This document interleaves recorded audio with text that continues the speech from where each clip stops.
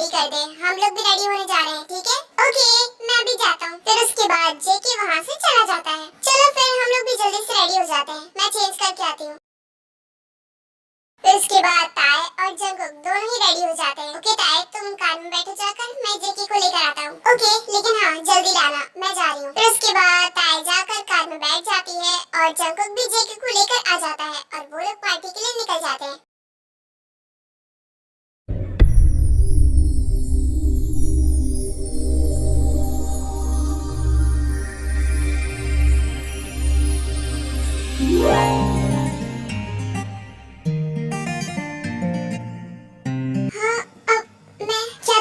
Jimin, okay तो मैं जा रहा हूँ फ्रेश होने। उसके बाद तुम भी फ्रेश हो जाना, हमें पार्टी में जाना है।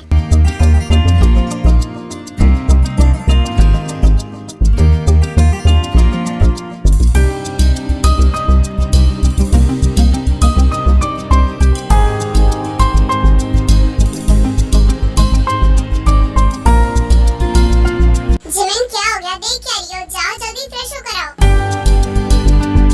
फिर जिमिन जाती है और फ्रेश होती है। थोड़ी देर बाद वो फ्रेश होकर बाहर आ जाती है। दोनों ही तैयार हो जाते हैं। वो लोग जाने ही वाले थे, लेकिन जिम आगे आकर खड़ी हो जाती है। मम्मा पापा, आप मुझे सुलाकर कहाँ जा रहे थे? ये बहुत गंदी बात है, आप लोग पार्टी में जा रहे हो ना? बेटा वो तुम सो गई थी, इसलिए हमने तुम्हें नहीं कहा। तुम सो जाओ ना, वैसे भी तुम्हारी आंखों में नींद दिख रही है, तुम सो जाओ। मुझे बिल्कुल भी नींद नहीं आ रही है, मैं जाऊंगी आप लोगों के साथ। अब हम क्या करेंगे? करना क्या है, तुम जाओ कार में बैठो, मैं जिम को रेडी करके लाती हूँ। और क्या? ओके बाय बाय पापा।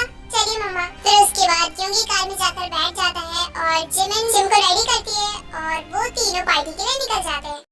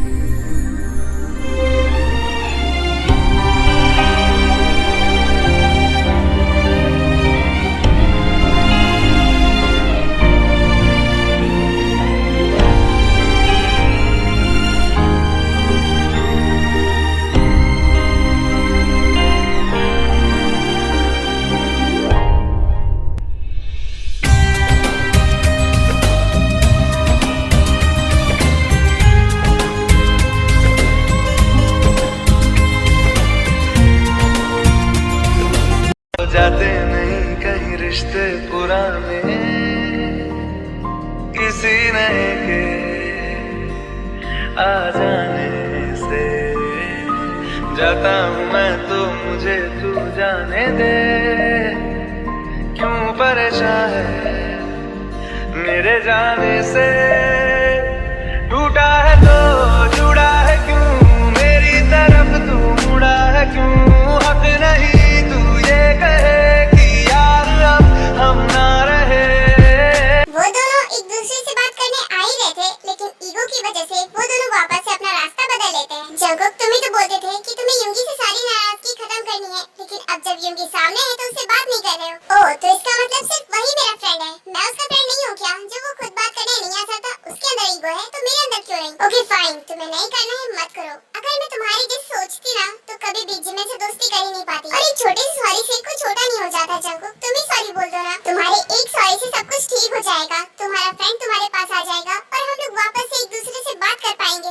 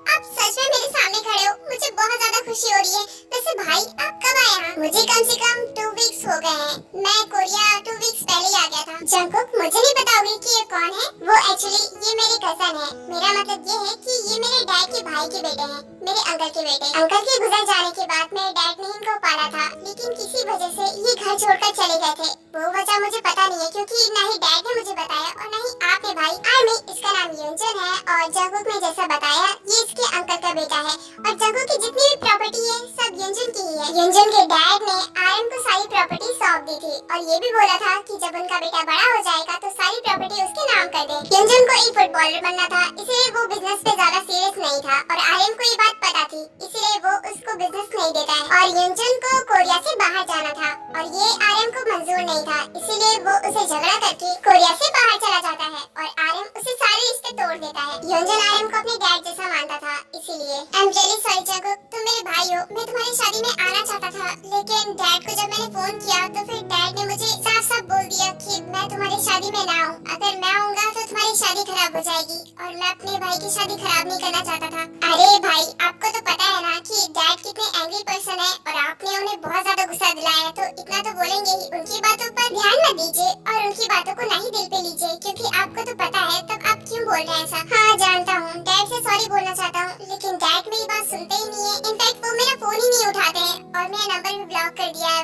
इट्स ओके भाई, सब कुछ ठीक हो जाएगा और डैड भी आपको माफ कर देंगे। आप उनसे सॉरी बोल दीजिएगा। डोंट वरी भाई, मैं डैड से बात करूंगा और उन्हें समझाऊंगा भी। और मैं आशा करता हूँ कि वो मेरी बात सुनेंगे, क्योंकि अब वो थोड़ा रिलैक्स है। मेरा मतलब अब वो ज्यादा गुस्सा नहीं करते हैं, तो शायद वो मेरी बात सुन ले। भाई आप एक काम कीजिए, हम लोगों के साथ घर चलिए और जंगकुक डैड को मना लेगा और आप वहीं पर रहिएगा। आप अपने घर के होते हुए होटल में क्यों रह रहे हैं? चाहता तो मैं भी यही हूँ, लेकिन मुझे नहीं लगता कि डैड मुझे आने देंगे, बिकॉज मैंने शादी कर ली है और डैड इस वजह से और भी गुस्सा हो जाएंगे। क्या आपने शादी कर ली और हमें बताया तक नहीं? इनफैक्ट मेरा नंबर तो आपके पास होगा ना, आप मुझे ही फोन कर देते, कम से कम इतना तो बता ही देते। वो एक्चुअली जंगकुक, मैंने शादी जल्दी की है। मैंने कोरिया की ही लड़की से शादी की है और वो बहुत अच्छी है। तो क्या वो यहाँ पर आपके साथ आई है? मैं भाभी से मिलना चाहता हूँ। कहाँ है वो?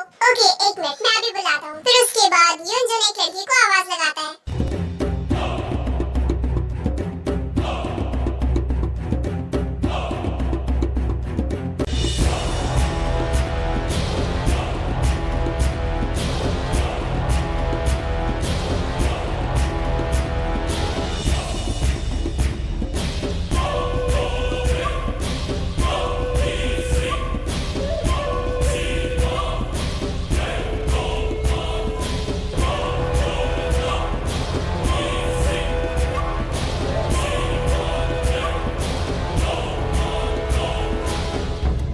जंगकुक, ताई, meet my wife, Shanaya. Hello Jungkook, hello Tae, nice to meet you. Jungkook Shanaya का फेस देखकर काफी गुस्से में आ जाता है। वो कुछ बोलने ही वाला था, लेकिन उससे पहले ही ताई उसका हाथ पकड़ लेती है और उसे रोक लेती है। जंगकुक रुक जाओ, देखो तुम यहाँ पर कुछ भी मत बोलो, यहाँ पर कुछ भी बोलना ठीक नहीं है। यहाँ पर ये तुम्हारी भाभी है और तुम्हारे बड़े भाई की वाइफ है, और शायद अपनी जेल की सजा काट कर वो सीधी हो गई हो, ऐसा भी तो हो सकता है ना, वो सुधर गई हो। ताई, शनाया जैसी लड़की कभी नहीं सुधर सकती। मैं जानता हूँ उसका नेचर, वो कभी नहीं सुधरेगी। और ये मैं जानता हूँ कोई ना कोई प्लान है इसका, इसीलिए इसने मेरे भाई को फंसाया। ये हमारी लाइफ से जाती क्यों नहीं है? आई नो जंगकुक, तुम उसका नेचर बहुत अच्छी तरीके से जानते हो। इनफैक्ट वो तुम्हारी फ्रेंड थी, तो तुम तो जानते होगे कि वो कैसी है। लेकिन इतने साल जेल में रहने के बाद वो सुधर भी तो सकती है ना।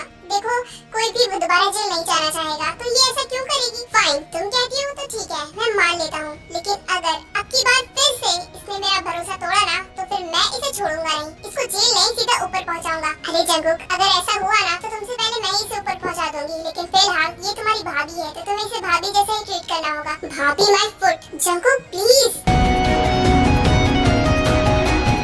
क्या हुआ जंगकुक, तुम कुछ बोल नहीं रहे हो? तुम लोग आपस में ही बातें किए जा रहे हो, क्या हुआ? लगता है युंजन, इन दोनों को मुझसे मिलकर खुशी नहीं हुई। नहीं भाभी, नाइस टू मीट यू, मुझे तो बहुत अच्छा लगा। और आप घर चलिए, अब क्या चीज खरीदारी करूंगी मैं।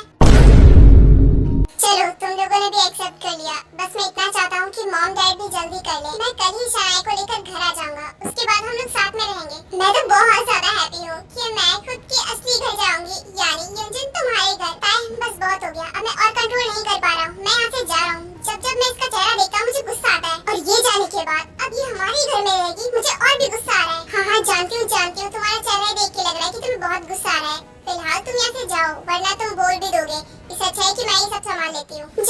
वॉशरूम का बहाना बनाकर वहाँ से चला जाता है।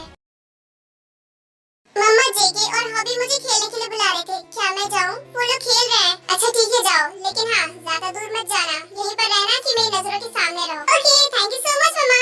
इतना बोलकर चिम वहाँ से चली जाती है। लो चिम भी चली गई, मैं एकदम अकेली हो गई। यूंगी भी पता नहीं कहाँ चला गया है। मैं हैंड वॉश कर लेती हूँ। फिर उसके बाद जिमिन वॉशरूम में चली जाती है। वो अपना हैंड वॉश करने लगती है।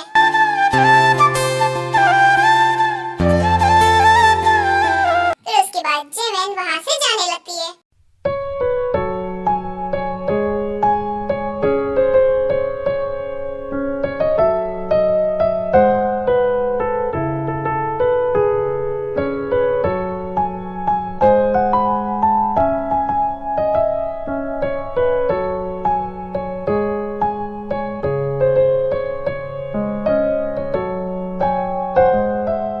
स्टॉप इट, क्या कर रहे हो? इतना बोलकर जिमिन जैसे ही पीछे टर्न होती है वो शॉक हो जाती है।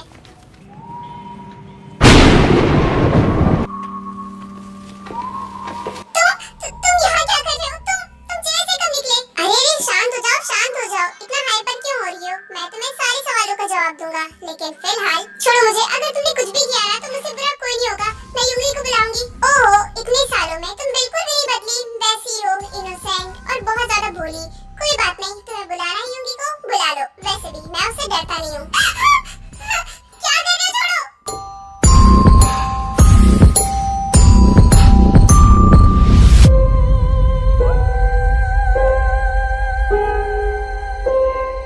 दूर हटो।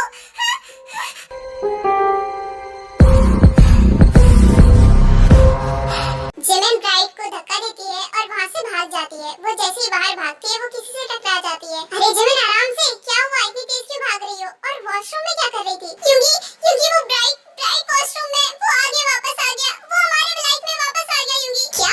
ब्राइट? ये क्या बोल रही हो जिमिन? ब्राइट वापस नहीं आ सकता, उसकी सजा अभी कंप्लीट नहीं हुई है। और वैसे भी तुम शायद स्ट्रेस की वजह से ये सब हो रहा है। एक काम करो, तुम मेरे साथ चलो। क्योंकि मैं सच बोल रही हूँ, तुम्हें मुझ पर यकीन नहीं हो रहा। चलो मैं तुम्हें दिखाती हूँ, वो अंदर ही है। इतना बोलकर जिमिन यूंगी को वॉशरूम में लेकर आती है। हाँ ये कहाँ चला गया? अभी तो यही था। जिमिन मैं बोल रहा हूँ ना कि ये तुम्हारा वहम था और तुम ये काम के स्ट्रेस की वजह से हो रहा है। तुम कितना काम का स्ट्रेस लेती हो? मैंने इतनी बार मना किया लेकिन फिर भी। नहीं बिल्कुल नहीं होगी, ये मेरा वहम नहीं हो सकता क्योंकि उसने मुझे टच तक किया है। मैं इसे वहम कैसे मान लूं? व्हाट टच किया है? एक मिनट जिमिन, मैं इंस्पेक्टर के पास फोन लगाता हूँ, उनसे पूछता हूँ कि ब्राइट क्या वही है या फिर वो भाग गया है। फिर उसके बाद यूंगी इंस्पेक्टर के पास फोन लगाता है और उनसे पूछता है तो उसे पता चलता है कि ब्राइट अभी भी वहीं पर है। Okay thank you so much. Yoongi क्या हुआ? इंस्पेक्टर ने क्या बोला? ब्राइट भाग गया है ना? जिमिन ब्राइट अभी भी वही है और वो वहाँ से नहीं भाग सकता क्योंकि वहाँ पर बहुत सारी सिक्योरिटी गार्ड्स हैं। वहाँ पर बहुत टाइट सिक्योरिटी है, वहाँ से नहीं भाग सकता वो। और मैं बोल रहा था ना कि ये तुम्हारा वहम है। कोई बात नहीं, तुम यहीं पर बैठो, मैं तुम्हारे लिए पानी लेकर आता हूँ। नहीं यूंगी नहीं, प्लीज कहीं मत जाओ, तुम यहीं पर रहो प्लीज, मुझे अकेला मत छोड़ो। ओके रिलैक्स, शांत हो जाओ, मैं यहीं पर हूँ, कहीं नहीं जा रहा। ठीक है अब तुम शांत हो जाओ। आई थिंक जिमिन अपने पास्ट को भुला नहीं पा रही है, बस इसी वजह से उसके माइंड में ये सब चल रहा है। कोई बात नहीं, मैं जिमिन को डॉक्टर को दिखा दूंगा, वो ठीक हो जाएगी। फिर उसके बाद जिमिन थोड़ा शांत होती है और यूंगी उसे वापस से पार्टी में ले आता है। क्या सच में वो मेरा वहम था? क्योंकि यूंगी का कहना तो यही है कि वो मेरा वहम था और उसने जब पुलिस इंस्पेक्टर के पास फोन भी लगाया तो उन्होंने भी यही बताया कि ब्राइट वहीं पर है, तो शायद वो मेरा वहम भी हो सकता है। जिमिन